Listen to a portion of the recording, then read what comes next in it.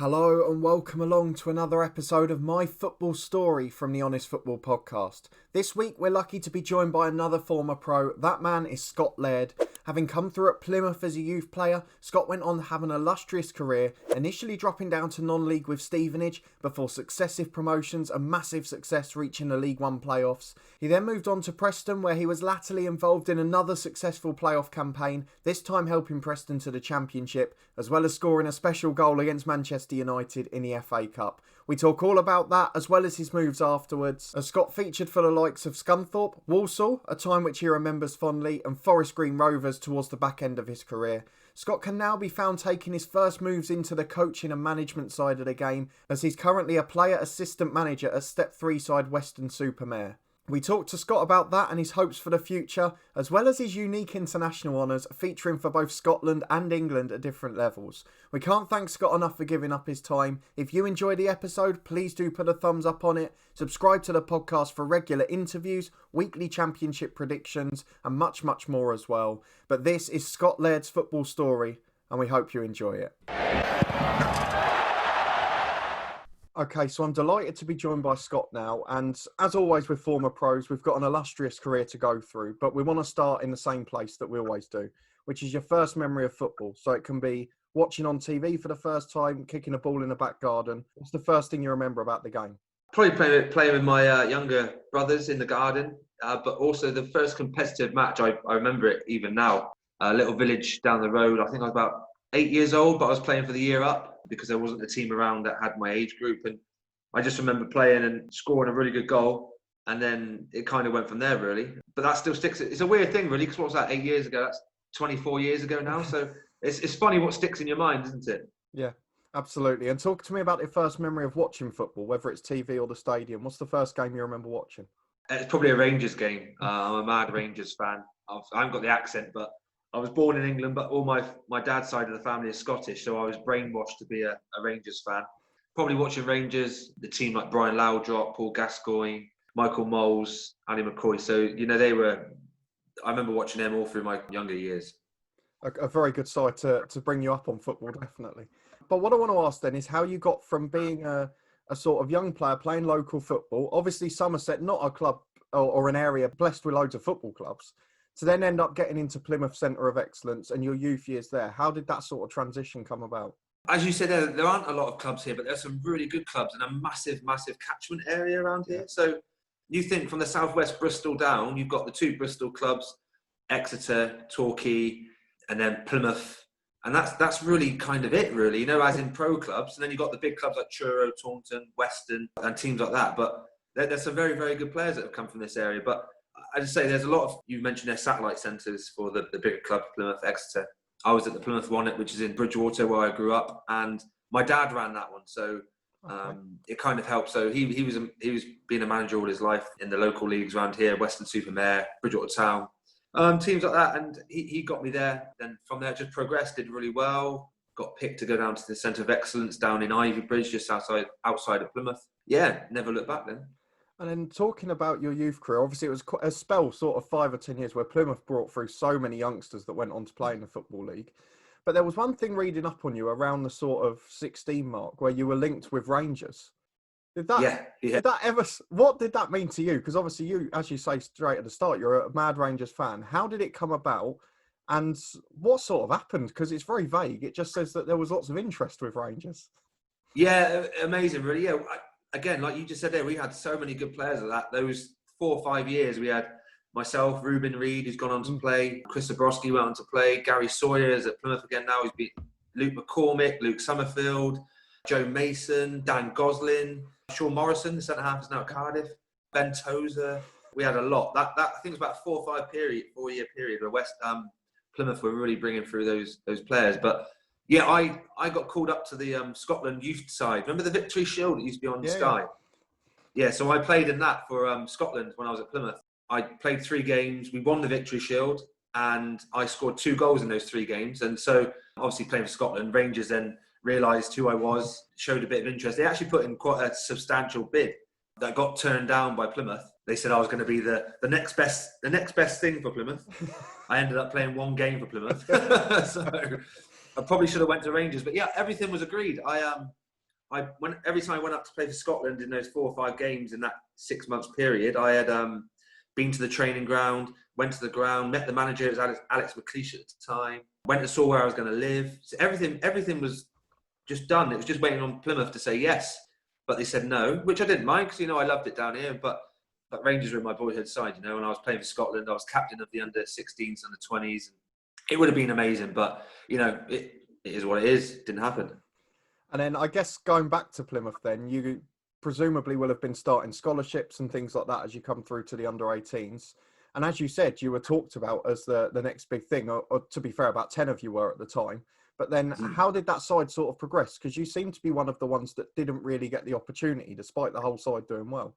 Yeah, but also I knew I wasn't ready. I knew I would be good enough. But at that time, we were in the Championship, and I was a centre-half back then. Yeah. Centre-half, left-back. And Tony Pulis was then in charge. Ian Holloway, Ian Holloway gave me my debut. He put me in centre midfield. Gave me my debut. Got man of the match, did really well. And then I went on loan to Torquay. But, I was under Ian Holloway, Tony Pulis. And, as a centre-half, you've got to be 6'4", 6'5" in the Championship to be a real stat to play every game. Yeah. Whereas all the other lads were all midfielders, wingers, strikers, where they could get a little bit of a chance, if you know what I mean. They could get thrown on, but being a centre-half at 17, 18 years old to get stuck into the Championship, unless you're exceptional, it wasn't ever going to happen. So I kind of knew that. I wasn't above my station. I knew that was the case. I knew that I'd have to bide my time and maybe go and play football somewhere else.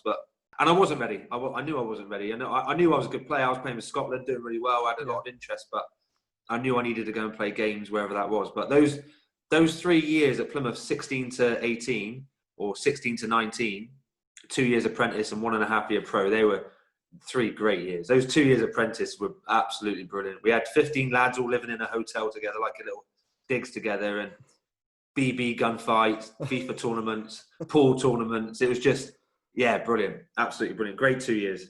And off the pitch is probably the thing that's it's shaped most of the pros we've interviewed. The way they felt off the pitch has shaped how they've gone on to play on it. So did you feel that the same there at Plymouth as well? Yeah, crikey, yeah. You've heard it plenty of times, I know you have, so I don't want to bore you again, but you've heard the old football saying of how we got treated by the pros back when we were younger. You couldn't do that nowadays. You couldn't. The things that you wouldn't say boo to a ghost. Even if you went and trained with the first team and they were in the wrong, but they had a go at you, you would still say, "Yep, sorry, my fault," because you knew that if you tried to speak up or stand up to them, you'd be by the scruff of the neck. Who do you think you are, you cheeky little so-and-so? But I think it was a good thing. But they did it in the right way. They did it because they were trying to prepare you for what was to come when you went into the pro game, into the men's game. And we all knew that, but we were going through the dressing rooms and to get to the boot room, and you just, as quick as you can, you were like head down and just run. Hopefully they wouldn't collar you and go, "Oi, laddie, come and give us a song," or "do this," or you just kept your head down and just ran through the dressing room. But some of the stories that we had to do when we were kids as young lads were brilliant. But we had to sing for our Christmas food, but we didn't have any clothes on. So it was just little things like that. But they made you grow up. They were great things. They had this is a great story. They had so in every dressing room you got your physio bed. Yeah. So as a little initiation, all of you had to go in the first years that just came in, had to go in front of all the first team. You had to lie on the bed, grip hold of the bed, and then go underneath the bed and then back the other side without touching the floor. But you weren't allowed to leave until you had completed it. So there's 6 or 7 of us. Yeah. And then I did it on my second go, I think. A couple did it on their first, a couple did it on their third go. We had one lad, Mark Robotham, quickest lad alive he was, but he took 2.5 hours to do it. And the first team, they wouldn't let him leave. They wouldn't let him leave till he did it. And the lads were like, "God, let him go, he can't do it." No, he's not going till he does it. Just little things like that. Just they're trying to build you up for what's to come. Absolutely brilliant. And then I guess you talked about loan spells out, and I know we had Tiverton and Torquay, more local ones, but then going further afield probably led to what then became the most successful spell of your career. So talk to me about the first choice to really move away to go on loan to Stevenage and how it came about and how much you enjoyed it, because it became a permanent move later on. I just came back from Torquay to Plymouth. Paul Sturrock was back in charge and he loved me. He got me into Scotland's youth team in the first place back when I was 15. So, And he just pulled me in his office. I had another year left, a year and a half. And he said, look, Lairdy, they were just selling off all the players then. David Norris, Paul Connolly, Akos Bazaki, Dan Gosling, they're all leaving. So he said, look, the club's in a bit of a transition period now. Look, you could stay, but you'll just go out on loan again. You're not really going to feature for me just yet. He said, I'm just being honest with you. And I said, no, thank you. I said, I appreciate it. He said, the best thing for you to do now, Lairdy, is go and play and go and do something different. Because all I knew since I was 9 years old, 10 years old, was Plymouth. I'd been there for 10 years. So I needed to reset, go again, and go somewhere else and go out of my comfort zone. And he said, look, Stevenage, Peter Taylor, ex-England manager, gave David Beckham his captaincy. He's really interested in you and he's a left back. Go to Stevenage, do a month, see how you feel, and then we'll go from there. So went to Stevenage, loved it. And then, the rest is history. So say 4.5 years later, I was still there. And I had the best time there, as in, because we were all best mates there. We had a core group of 4 years where 13, 14 players stayed the same for 4 years, and we were best buddies.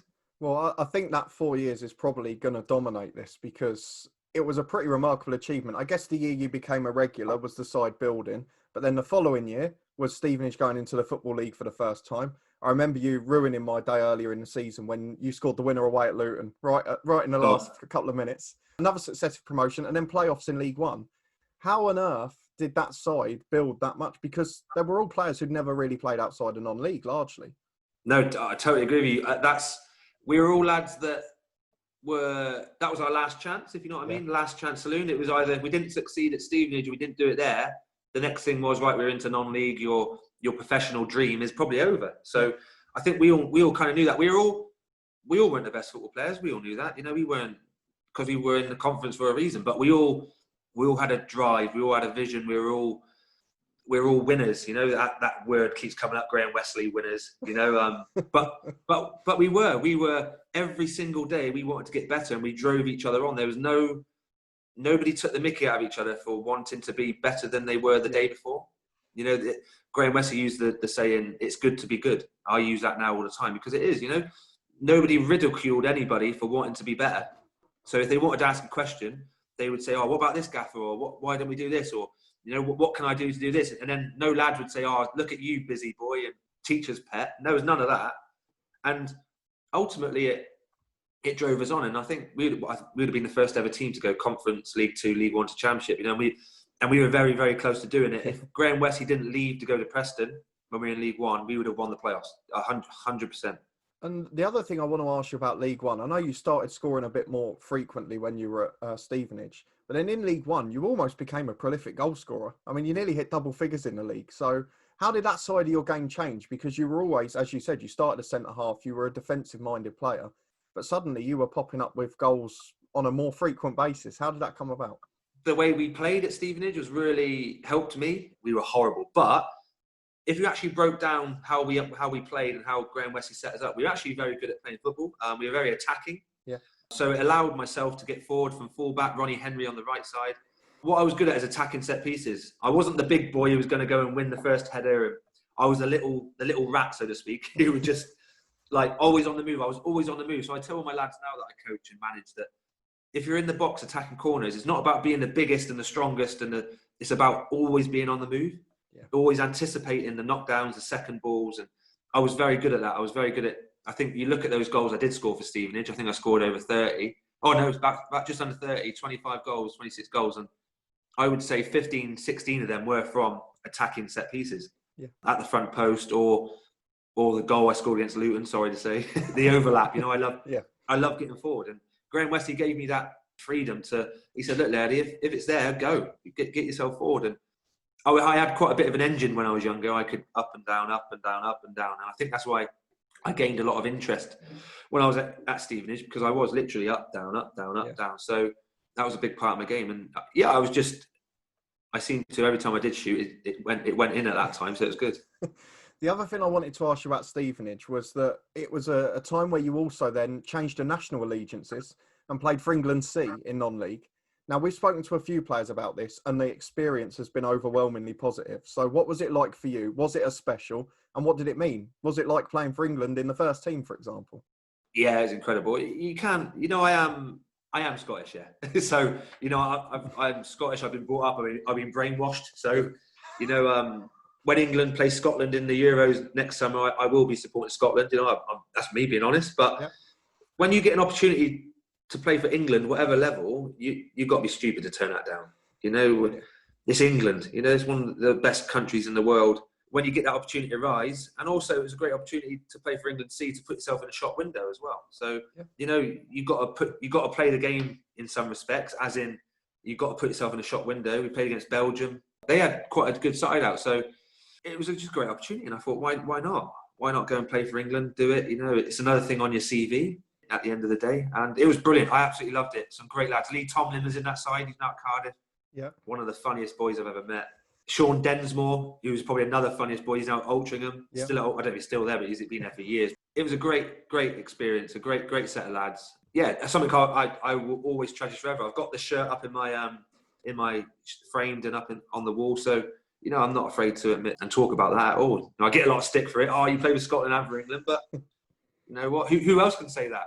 Absolutely. It's good to hear, and I appreciate you being honest with it. But I guess at the end of Stevenage, we have to talk about that League One season. It ended, as you mentioned, Graham Wesley left, and that probably led to your next move. I'm guessing it was influential, the fact that you ended up at Preston where he did as well. So was he the main driving factor of that move, and how hard was it to leave Stevenage? Yeah, really hard. Back to my original point. If he was to stay at Stevenage when he left obviously, I think it was in the March of that season, we would have gone up in the playoffs with Stevenage. We lost in the playoffs, and I think it was one of those, you know, when it's the time's right to leave, the time's right to move on. Quite a lot of the lads moved on. Yeah. We had done what we had done. I think if the club handled it a bit better, I think everyone would have stayed. If Wesley stayed, we would have stayed. If the club were better in maybe handling the contract renewal, stuff like that, you know, being honest again, everyone would have stayed because we loved it there. You know, it was a big community. The fans, the players, we were all together. So. But in the end, you know, when it's time to move on, you don't want to carry that on and almost go stale a little bit. So I had quite a bit of interest, but, you know, when Graham Wesley, who I absolutely loved and got the best out of me, wanted me to go to Preston, and again, Preston North End, thinking it one of the biggest sides outside of the Premier League, come knocking, again, you're stupid to say no. So it was a no-brainer for me.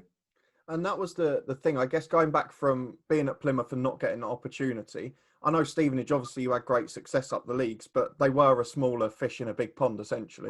What for you, was that Preston moment, was that like your return to the big time as such? Yeah, it was. As soon as I went up there to look around the club and sort everything out, it's a Premier League side. It's the ground, the training grounds, the way it's run, the people in the offices, the whole buzz. You go around the town and there's Preston flags and houses. Cars have got Preston North End in their car. It's just stickers and everything. It's just a different level. So it was a great time and one that I really hope one day they get into the Premier League because they're a massive club. And I had a great 3 years there. Me and my wife bought our first house together up there, and you know we've still got friends up there now who are very, very close to us. And you know it's a great time of our lives personally as well for my family, but also a great 3 years footballing wise. And I guess the biggest highlight, or the biggest social media moment of your career came then, because obviously you scored against Manchester United in the FA Cup.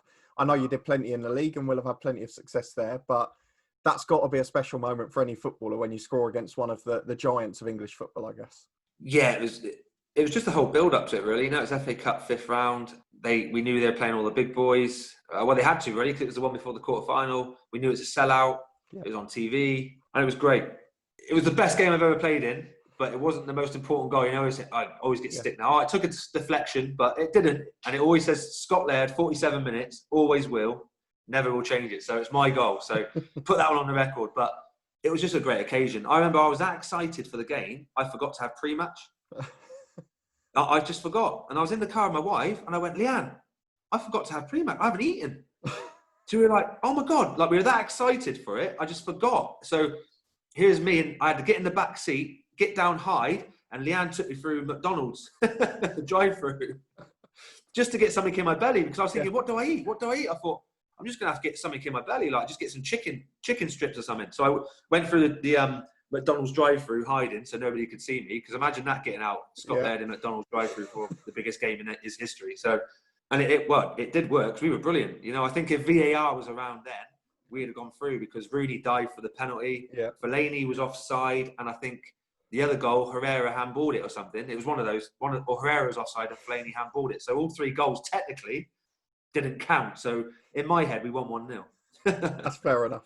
And I guess, to be fair, with the McDonald's, if it's good enough for Usain Bolt, I think you can get away with it, to be fair. Yeah, exactly. The only other thing I wanted to ask you about Preston, really, was obviously you said you went largely because of Graham Wesley being there as well. But obviously he wasn't there for a huge amount of time afterwards. Did you find that difficult at all, or was it okay once the new manager came in? Did you still feel part of it?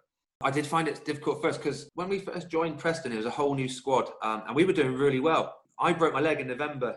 I was playing left back. Keith Keane was playing, Keith Keane, Yeah. what a player he was. Yeah. He was playing right back, and Graham Wesley's teams, I could go back to Stevenage, were very dependent on their 2 fullbacks and how we played. Me and Keano were on fire, bombing up and down, assists, goals.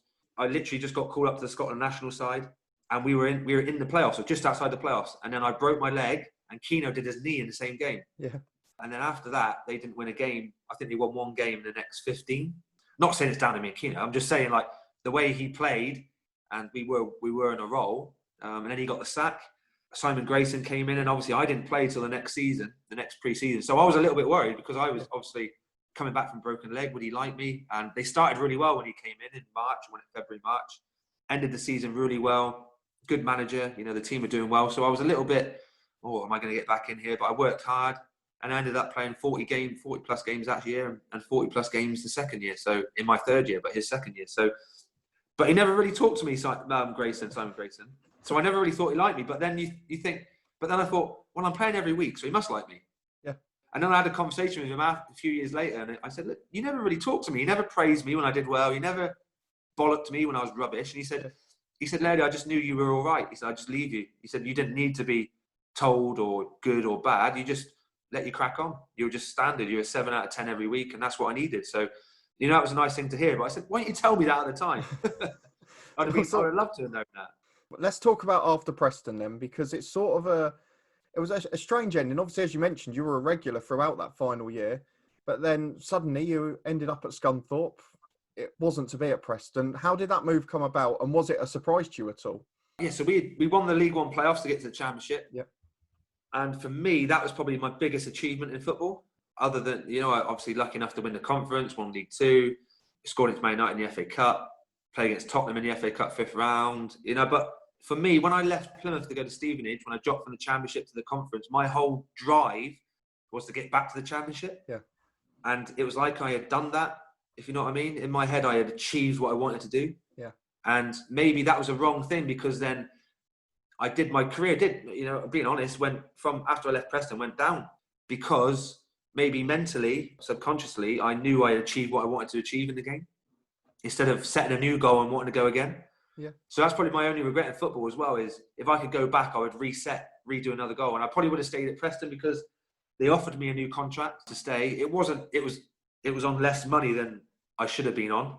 I had to take a pay cut. I was getting promoted, but taking a pay cut. Worked that one out. So I was a little bit miffed. And also, back to my point about Stevenage, when it's the time's right to leave? Yeah. I thought I did 3 years. I knew they were going to bring in bigger players on a lot more money than I was on. So was I going to get opportunities? Was I just going to be sat on the bench, or was I going to sit in the stands? I didn't want to do that. I wanted to play football. I was 27. I didn't want to sit in the bench. I didn't want to be a championship football player and have that tag but never play. And that's not me. I would rather stay in League One and play every week, because I just love football. Scunthorpe came about. Obviously, Scott Wiseman, Jack King from Preston moved there as well. So it was a really good opportunity for me to go and play again, but it didn't really work out. Well, I say we'll gloss over Scunthorpe a bit, because after the first season, as you say, it probably didn't go quite to plan. But then you ended up on loan at Walsall, which happened again later on, and played for Forest Green quite successfully. So talk to me about your highlights of that spell. As you mentioned, you perhaps weren't then at the peak of your career. You were coming towards 30. You were moving back into League One. But how did you find those? Yeah, Scunthorpe didn't work out. It's just one of them things. I was lucky. It worked out. I did well at Plymouth. I didn't really play, but I loved it there. Loved it at Stevenage. Loved it at Preston. And just didn't work out at Scunthorpe. Ended up going to Walsall, and that was, what a club. What a great club. Obviously drove past it many, many times on the M6. You see it. And then all of a sudden I was there, and from day one, the players were magnificent. The fans were magnificent. The people that ran the club, Dan Mole, John Whitley, the manager, Dean Holden, who's assistant, who's now Bristol City manager, incredible. And I absolutely loved it. I wish I could have stayed there, but they were going in a different direction. And then I went to Forest Green and ended up going back to Walsall. But yeah, I absolutely loved Walsall. It was one of my favourite clubs, and loved every minute of it. The only other thing I wanted to ask you about those latter stages of your career is, and it's something that's come up so many times in these interviews, and even a couple of times with yourself, is those longer term injuries earlier in your career. How quickly do you feel them catch up with you? Because a lot of players have said there's just a point where it just suddenly clicks and they think, my leg's gone, or I've lost that half a yard of pace, or I can't get up and down the line for 90 minutes. Did that change for you at any point in that spell? Yeah, definitely. Well, so my whole game was about up and down, and I was flying. Well, Stevenage got to Preston. Then I broke my leg, and I did lose that little burst of pace that I had. I had the step over. They called it a Lairdy step over. Everyone knew it was coming, but you couldn't do anything about it. But I kind of lost that little half a yard. So when I got back fit at Preston, I adapted my game a little bit more. I was a little bit more conservative. Yeah.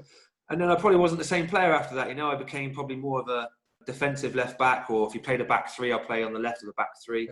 Yeah. And that leg break, it did, ultimately it did hinder me a little bit, and it did take away a part of my game that was a really, really, really, really big positive. And yeah, that leg break did put me back a little bit. But, I did come back from it. I had a couple of good years at Preston, but then it just didn't work out at Stevenage. Was brilliant at Walsall, loved it. Forest Green didn't really work out. And then now at Weston. So, yeah, as I say, I left Preston, it kind of went downhill, but actually I'm in the happiest place I've been for a long, long time. And that leads on to something quite important now with Weston Super Mare. Obviously, as well as playing your first move into the sort of non-playing side as well.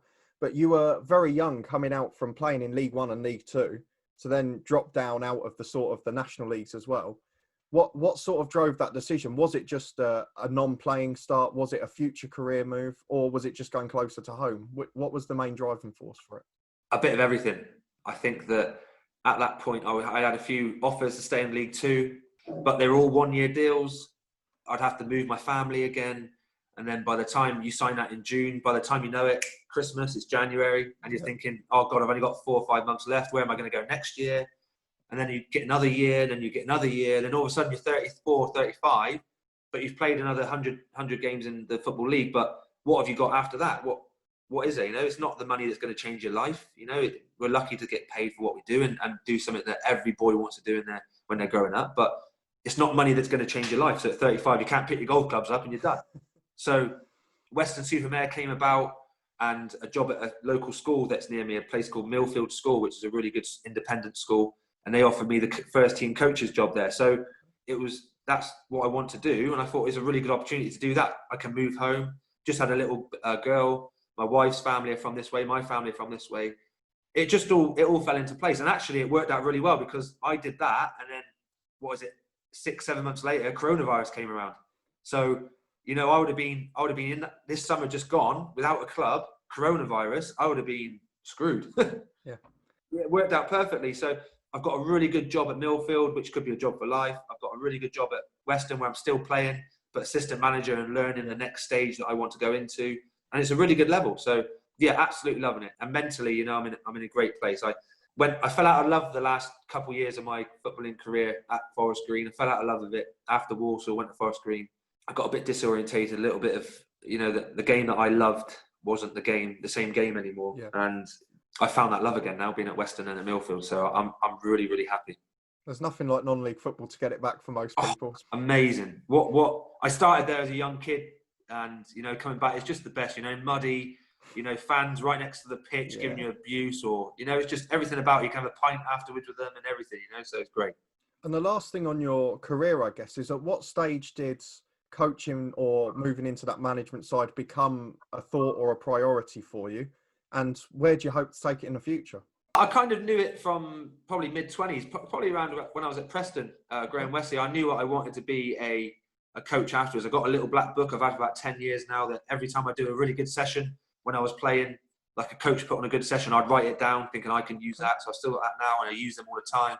I just love the game. I love football, the tactical side, the signing of players, finding a player, finding a gem, finding a player that's to fit the formation you want to play. And I just love everything about it. So I've always wanted to do it, and that's probably another reason why I did come out. I got a really good opportunity to work with Scott Bartlett, who is now Weston Super Mare Manager. I worked with him at Forest Green, at the youth team.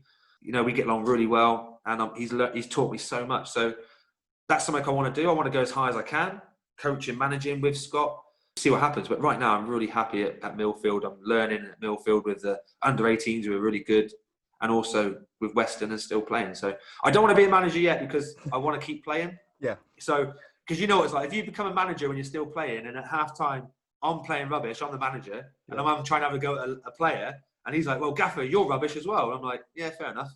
So I want to be finished football before I become a manager. No, I agree with that. We've spoken to a couple of player managers at sort of National League North and South level in the past, and they've always said it's the hardest thing and probably the worst decision they've made because you're in such a dilemma at that point. So I can understand the desire to keep playing first. The final thing I want to ask on Weston Super Mare before we end on the quick fires is just sort of the frustration. You mentioned what's happened with COVID this year and the stop-start at the end of last season, and then even this season, you'd won an FA Trophy game the day before a lockdown gets announced. How frustrating has that been? Probably not for you personally, but for the club, because at that level, the money to survive is so important. Oh, it's massive. Yeah, we found out about lockdown at half time in that trophy game. Honestly, you can't write it, can you? You can't write it. But look, it is what it is. It is what it is right now in the whole world. Everybody's got in the same boat. Yeah. We just got to do what we got to do to get through it. Everybody stay safe. Protect the vulnerable. Look after the clubs. Look after football, because football brings a lot of money to the whole country. I think it's the third biggest income for the economy. You think about the jobs it supplies: kit people, security, people who work behind the bar, food, and the mental health for fans, because that's their escapism. Yeah. After working all through the week, Saturday comes along, let's go have a cider, let's watch the boys, let's clap them or abuse them, whatever they want to do. That's their escapism from the troubles of their day-to-day life. So it is hard. Weston, like many other clubs, have been brilliant. They're looking after everybody. They're doing the right thing. They're making sure the club can stay secure and safe for the future. And I think in some ways it might put a few clubs in a better financial stability for the future to come, because they've reined it in. They've realised what they need to be spending money on with players and everything. And it might make it, when this does go, which it will go. We will get through it. Everything will be back to normal in time. And what a day that will be! What a month that will be, celebrating in the pub. So it's just something we've all got to just get on with and just stick together, and everything will be all right. But yeah, you're right. It's been very, very tough, but it's been tough for absolutely everybody. So we just got to support each other, and I'm sure everyone will be all right. Completely agree. And we'll have to finish off as we always do with the quick fires. It'd be rude not to with the career you've had. So the first one's normally the hardest one for most people, which is the best player you've played with and against. So I think I know you're against already, but you're with. I'm not so sure. Go on, who are you going to say is against? Well, I've seen 2 articles with you where both have been listed as Guti. Yeah, he was good. He was also a very handsome man. he had the long blonde hair, his Alice band in, socks over the knees. He got his wrist all tied up, tattoos, tanned. And he sat in the centre circle, didn't move, but was the best player on the pitch. Yeah. It was just incredible, just to watch him move. And it's just the way that they move different. Like I've been a professional football player for 15, 16 years, and we move well, we move like footballers, but those top players move different. Yeah. Does that make sense? Yeah. The way they move with the ball, or they glide. And Fabregas as well, he was incredible. He was just clever. He put himself in positions where you couldn't mark him. Or if you did mark him, he was doing it to open space for other players. So they're like chess players or snooker players. They're always 5 or 6 passes ahead. What about with? Who's the best player you played with? Good question. Oh, so many. I've had so many for different reasons. Mark Roberts at Stevenage, just because he's a leader. He was absolute man mountain. Paul Gallagher at Preston, put a ball on a sixpence from anywhere on the pitch. Probably someone like Joe Garner, striker. Okay. He just, everything I love about a player. He was horrible, but he was brilliant at the same time. If he wasn't going to win a header against the centre half, he'll head the back of your head. Like, he was mental. He was crazy. So probably those 3 really. I've been lucky. Kevin Davis, played with Kevin Davis, what a player. Dan Gosling, one of the best 16, 17-year-olds I've ever seen. There's a young lad now at Weston who's just gone to Bristol Rovers, who's going to be a very, very good player. Ryan Jones. Dale Grubb, who's at Weston, one of the best non-league players I've ever seen. How he hasn't played more in the Football League, I'll never know. Yeah, there's a lot of players for different reasons, but yeah, I've scooted over a few there for you, so sorry. Fair enough. No, that's all right. The second one from the end is the favourite manager. I've got a feeling who you'll say, but is it who I suspect? Yeah, my dad, Graham Wesley. Look, he's Marmite. I get that completely. Yeah. He's total Marmite. You either love him or you hate him. I get that completely, and I know why. And he knows that as well. But he is what he is, and he gets the best out of people. And if you work hard for him, he loves you. One day, for quick story, I broke I love these pair of boots. They were white and red Nikes, total Nikes. Loved them. And one game they broke. We had won, and I was like in a bit of a hissy fit after the game. Oh, my boots. He's like, Lairdy, what's wrong? I said, Gaffer, look, my boots are broke. Didn't think anything of it. Next day or on the Monday, walking to training, on my peg at training ground, 3 new boxes of brand new boots, the same boots. He went and bought 3 new pairs for me. Little things like that. He just made you feel $1 million, and he got the best out of you. He was flicking out. He was hard. We were fit as fiddles, and and every day you could write a book on Graham Wesley. It'd be a bestseller. It'd be a bestseller. Yeah, I was talking about the group chat we had at Stevenage, and we still got it now. And you remember stories, you put it in a group chat, and the lads are like, oh my God, I forgot about that. And like every day was amazing. Every day, whether it be a team meeting or something that happened, you come in and it'd be like, you'd sit in a centre circle, right? He'll go around every player and you think, please don't stop on me, please don't stop on me. Stop and you go, and what were you doing at the weekend? You thought, oh no, what was I doing at the weekend? What's he going to do? He knew everything. It was brilliant. He was absolutely brilliant. He got the best out of everybody, and yeah, he was incredible. And I played my best football under him. A great person for me, not just about football, but just in general in life. I owe a lot to Graham Wesley. But I understand why people don't like him. But I say that to people. There's some managers that they love that I don't like. It's just one of those things. It just happens. It just is what it is. But I loved him. Absolutely loved him.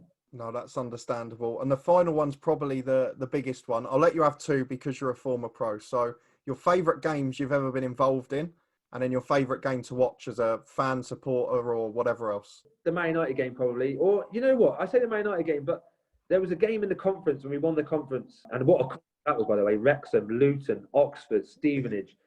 Some of the teams were in that conference. Incredible, So that year we won it. You guys were chasing us right to the end. Yeah. But we played Oxford. They were top. It was us second and Luton third at the time. We played Oxford on a Tuesday night. And I scored a penalty in the last minute to win 2-1. That put us top of the table. Yeah. And then we never came off the top. And it was a sellout. It was a massive game. And I was only young. I think I was 20, 21. A big moment in my career. A young lad stepping up 92nd minute to take a penalty was a big, big moment. So that was probably the biggest game. It's a weird one. Thinking, it's a conference.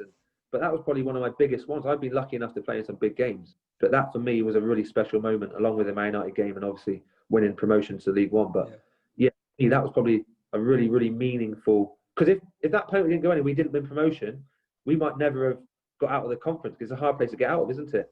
I might not ever become a League One player, might not ever join Preston, might not have ever gone to here and done that and done this. So Man United might never have happened. So that one probably. And then best game I've ever watched. There's been some good ones. I remember, total random. Rangers played Sherborne from Ireland. Remember them? They played them in a qualifier for the Champions League years ago when I was a kid, right? And they're 1-0 down at half-time, or 2-0 down at half-time or something. I remember taking my Rangers shirt off in disgust. I must be about 12 or 13, chucking it at the TV and walking out. Yeah. My dad disgusted with me. He was human. He's like, don't disrespect the Rangers shirt. And I went, no, I'm going to bed. This is rubbish. Went to bed and he went, come back down here now. About 15 minutes later, I was like, what do they do? 3-0 down now? Came back down. They were 2-1. Then it was 2-1, then 2-2. And then they ended up winning 4-5-2 or something. And it's a really random game, I know, but that was probably, I remember as a kid thinking, that's when I really fell in love with Rangers back then, thinking, wow, what a game. It's just a qualifier for the Champions League. That was probably one of the best games, because it could have been a real upset, really, couldn't it? But do you know what I love? Yeah, non-league rounds. When the non-league get to the first round, BBC, watching it on BBC, muddy pitch, at their ground, all the fans around the pitch, they're the most exciting games. I love September, October, November for the FA Cup and the non-league getting to the first, second round. So I can't wait for a couple of weeks when the second round is, so the non-league teams play again. Just love it. It's brilliant. Absolutely. It's a perfect way to end, and I'm sure a lot of our viewers will agree with that. So, Scott, thank you for sharing your time with us and your career. We do appreciate it. And all the best for the future once you get back playing with Weston Super Mare. Thank you for having me. I absolutely enjoyed it.